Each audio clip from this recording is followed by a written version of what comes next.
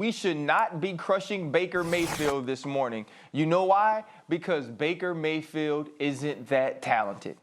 So, in turn, it is our fault, not his fault. It's my fault that I thought he should have went #1 overall. It's my fault that I expected him to be a superstar, that I expected him to be a Pro Bowl caliber quarterback. Because when you look at it, he's not that talented. Now, what you were right about Max is he's not Russell Wilson. Even though they're the same height, he doesn't actually have that type of arm strength. He doesn't have that type of improvisation skills. He doesn't have that type of create a second play with my legs and push the ball down the field. He doesn't have that type of talent. We thought he was Drew Brees excellent.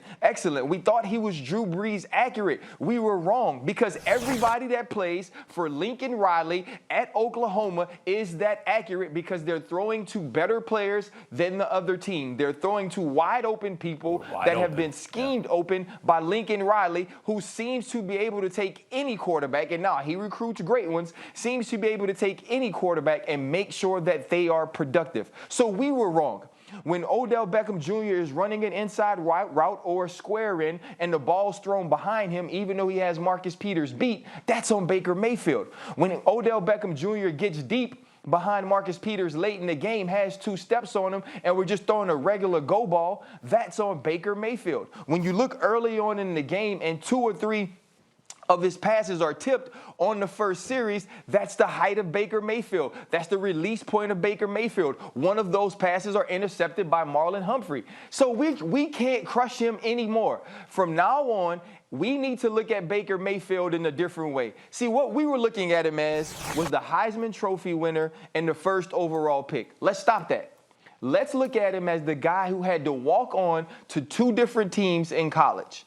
The guy who wasn't good enough to play at Texas Tech, so he went to Oklahoma as a walk-on and earned his way. Maybe if we start seeing him there, if we start seeing him from the bottom level of his talent, we can now appreciate the things that he did well. We can appreciate the times that he did excel, the times that he was successful, because we have to now realize that he's not that talented.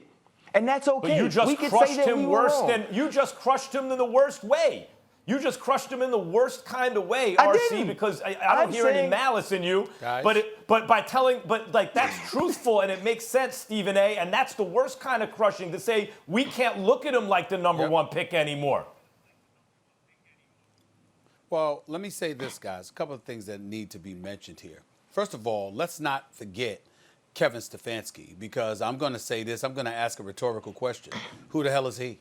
I mean, the fact of the matter is that when he was in Minnesota last year, if I remember correctly, Ryan Clark, didn't they have the 23rd ranked passing attack? I mean, if I remember correctly, I think that was about right. And last time we checked, when they were going against the San Francisco 49ers in the NFC divisional playoff games, they finished the game with a grand total of 7 first downs. 7 first downs for the entire game. All right, and Kirk Cousins didn't throw for even 200 yards. So we got to look at it from that perspective. And last but not least, already there's stories in Cleveland about how Baker Mayfield and Odell Beckham Jr. have to get on the same page. Even the head coach is admitting they're not on the same page. How, after all of last year and this offseason, with all the bantering and chitter-chatter going on, how you are not on the same page with your #1 wide receiver? It's not like you're not on the same page as the quarterback. Not like or your running back or the secondary wide receiver or your tight end, or you're not in sync with what your offensive line wants you to do in terms of getting rid of the football quickly enough.